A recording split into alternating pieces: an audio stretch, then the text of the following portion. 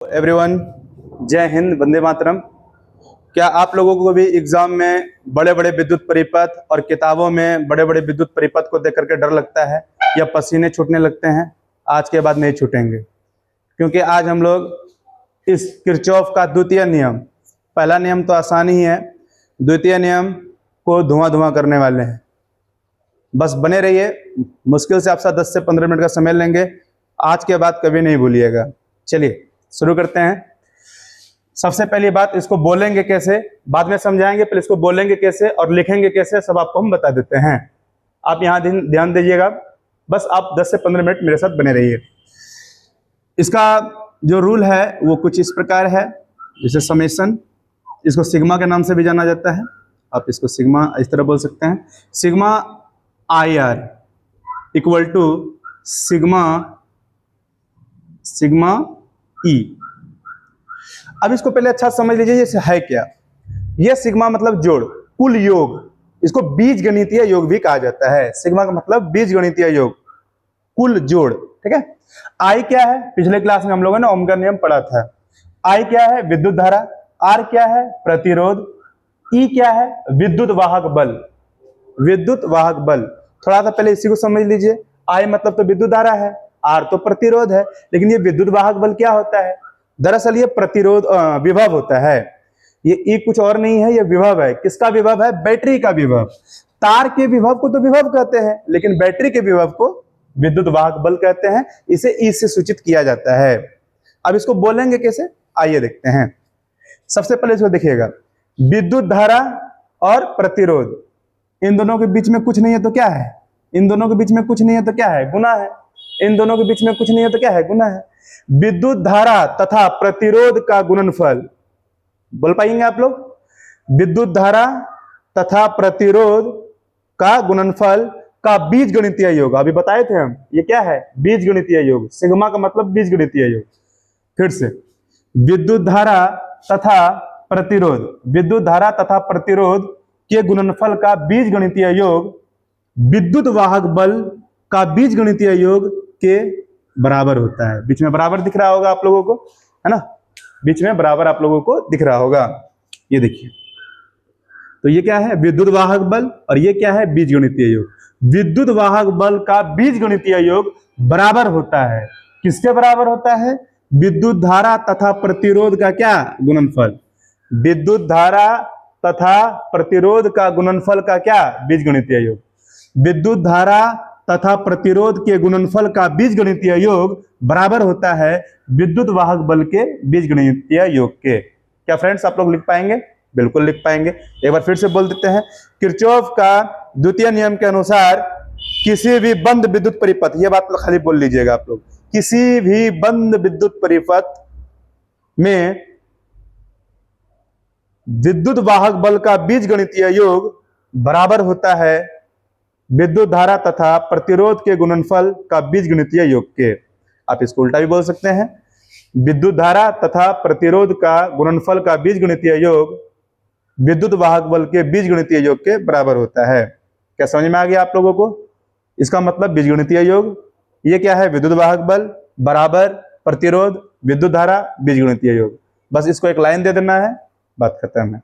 इसको समझाएंगे, अभी टोटल बात आपको हम समझा देंगे। क्या इस बात को आप बोल पाएंगे?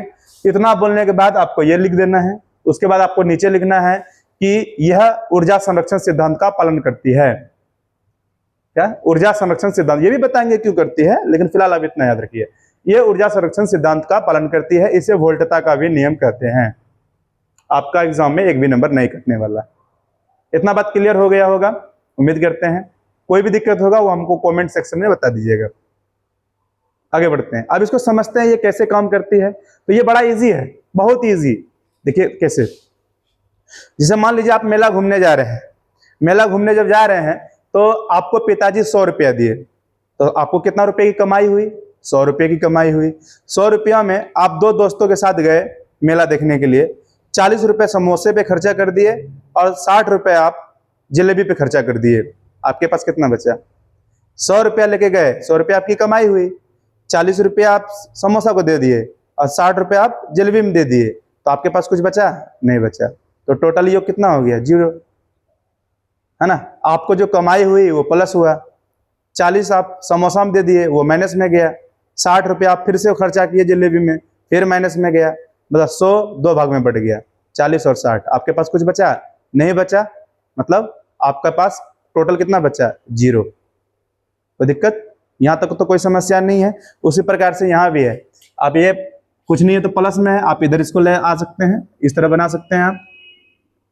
ये देखिए ये रहा, ये आई आर था ना, ये आई आर था, ये इधर आके किस में हो जाएगा, माइनस में हो जाएगा। तो ये तो टोटल कितना हो जाएगा, 0। सॉरी ई लिखना भूल गए, बराबर 0, है ना। बस वही वाला बात हुआ, आपकी कमाई और ये तुम्हारा खर्च है। आप कमाए 100 रुपया और 40 और 60 रुपया खर्च भी कर दिए, तो टोटल अंतर कितना हो गया, 0, है ना। तो ये विद्युत वाहक बल कुछ और नहीं है, ये विद्युत वाहक बल आपकी कमाई है। और खर्च कहां जाके होगा, प्रतिरोध पे। इस पे आएंगे, इसको भी समझाएंगे आप लोगों को, है ना। ये बैटरी का विद्युत वाहक बल आपकी कमाई हो गई, ऊर्जा, है ना। और ये ऊर्जा जाके खपत कहां होता है, प्रतिरोध पे जाके खपत हो जाएगी। क्या इतना बात आप लोग फ्रेंड्स समझ पा रहे हैं? कोई समस्या होगी तो बिल्कुल बोलिएगा। अब इसको और तरीके से समझते हैं हम लोग। क्या इसको आप लोग लाइन बोल पाएंगे, एक बार फिर से हम बोल के बता देते हैं। विद्युत धारा तथा प्रतिरोध के गुणनफल का बीजगणितीय योग विद्युत वाहक बल के बीजगणितीय योग के बराबर होता है। या फिर दूसरे तरीके से बोल सकते हैं, विद्युत धारा तथा प्रतिरोध का बीजगणितीय योग तथा विद्युत वाहक बल, है ना, विद्युत वाहक बल का बीजगणितीय योग का योग, टोटल योग 0 होता है। ठीक है, विद्युत वाहक बल और विद्युत धारा प्रतिरोध के गुणनफल का बीजगणितीय योग का योग टोटल कितना होता है, 0 होता है। आप दोनों तरीके से बोल सकते हैं, यहां तक तो कोई समस्या नहीं। और यह नियम कहां लागू होता है, जहां पर ओम का नियम लागू नहीं होता है। मतलब ये जटिल परिपथ के लिए लागू होता है, जब बहुत भयंकर परिपथ हो, बहुत लंबा चौड़ा, जिसमें बल्ब जुड़ा हो, तार जुड़ा हो, है ना, पंखा जुड़ा हो, बहुत सारा ऐसा परिपथ जो बहुत भारी भरकम परिपथ है, तो उसमें यह नियम काम आता है। कौन सा नियम, किरचॉफ का नियम। वहां पे ओम चाचा फेल कर जाते हैं। ओम चाचा का नियम पिछला बार पढ़ाए थे आप लोगों को, जाके देख लीजिए, एकदम इजी वे में। नहीं समझ में आ जाएगा तो आपको बोलिएगा, हमको एक बार में समझ में आएगा आपको ओम का नियम, है ना। और किरचॉफ का नियम भी आज धुआं होने वाला है, जैसा कि आप लोगों ने लिखने तो सीख ही लिया होगा। अब इसको समझते हैं ये होगा कैसे। ठीक है, इसको मिटा देते हैं।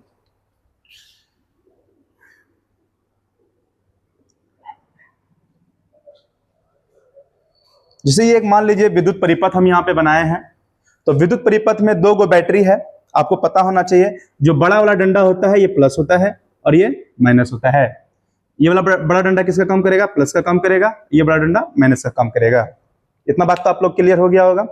अब इसमें क्या होगा, ये मान लेते हैं एक पावरफुल बैटरी है, ज्यादा बड़ा बैटरी है, और ये एक छोटा बैटरी है। पहले बोल देते हैं, एक बड़ा बैटरी है और एक छोटा बैटरी है। ठीक है, इससे विद्युत धारा निकला और निकल करके इधर होते हुए किसमें घुसा, यहां पे पहले विद्युत धारा निकला I1 किससे होके गुजरेगा, ये प्रतिरोध से होके ऐसे ऐसे करके गुजरेगा, मतलब I1 R1 हो जाएगा। यहां तक तो समस्या नहीं हुई होगी।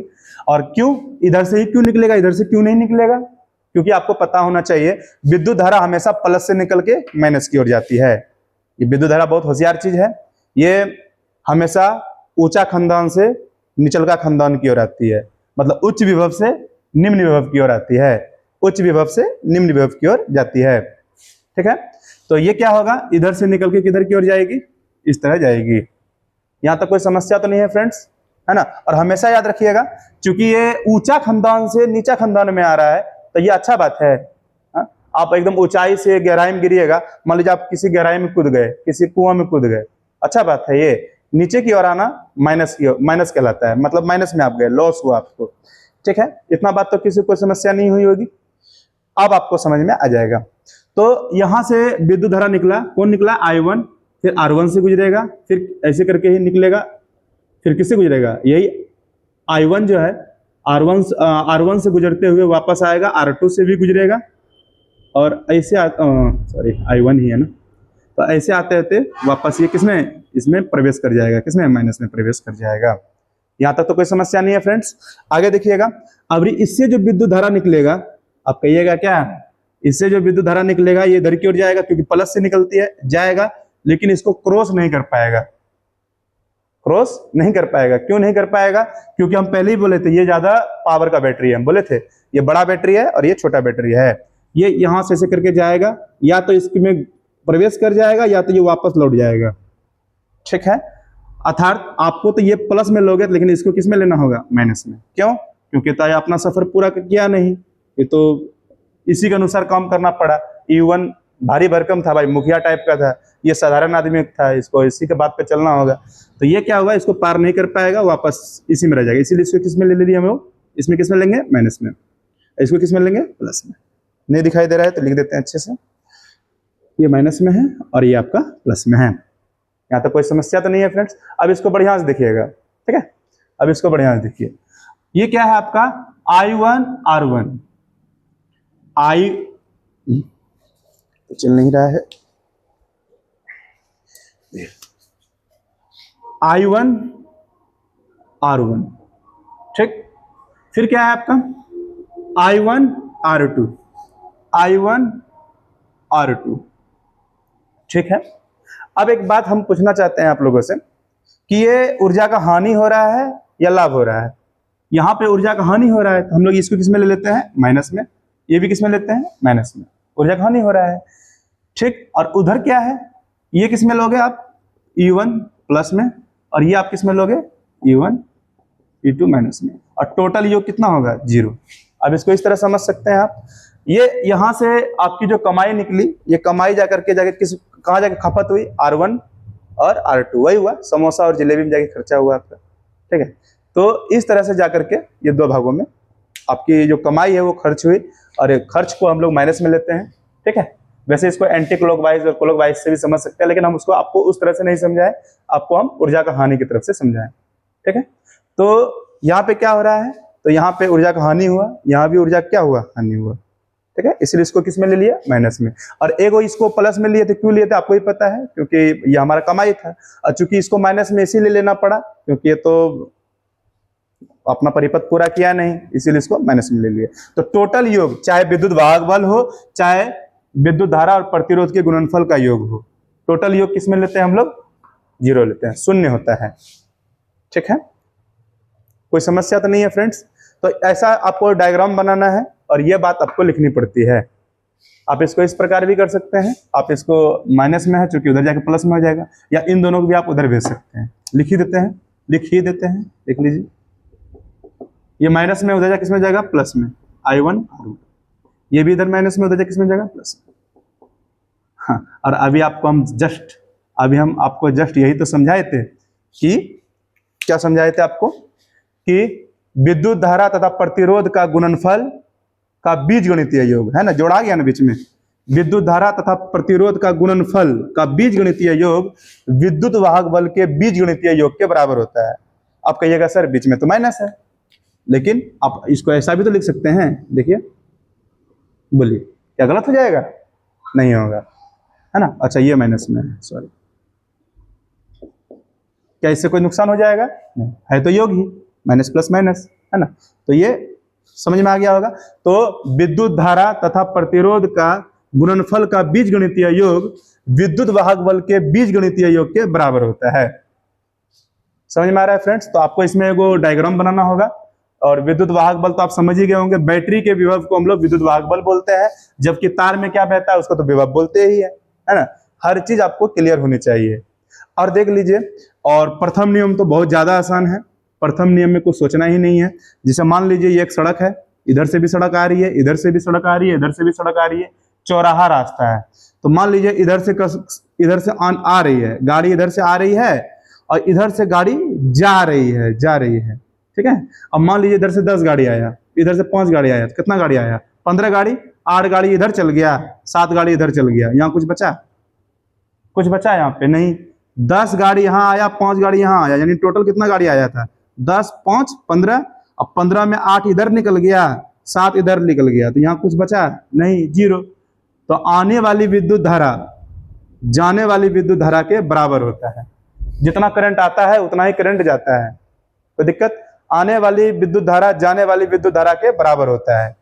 यही किरचॉफ का प्रथम नियम है और ये आवेश संरक्षण सिद्धांत का पालन करता है।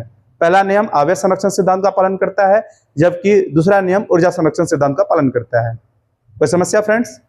तो या फिर आप ऐसे भी बोल सकते हैं कि ये आ रही है तो इसको प्लस में ले लीजिए, 10 5 15, ये प्लस में हो गया, और ये जा रही है -8 और ये भी जा रही है -7, तो 15 में 8 गया, 15 में 8 गया 7, फिर में 7 फिर और घटेगा तो 0, है ना। तो कुल योग कितना हो गया? कुल योग 0।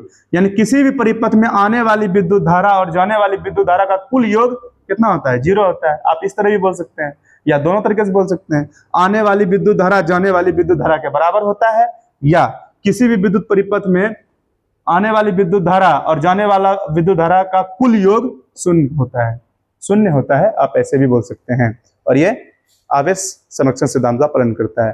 तो बड़ा इजी है, प्रथम नियम तो बहुत ज्यादा इजी है, और ये भी इजी हो गया आपके लिए, है ना। बड़ा ही आसानी से बोल दीजिएगा। जाते जाते एक बार और बोल देते हैं हम, इसको आप कैसे बोल दीजिएगा, देख लीजिए, है ना।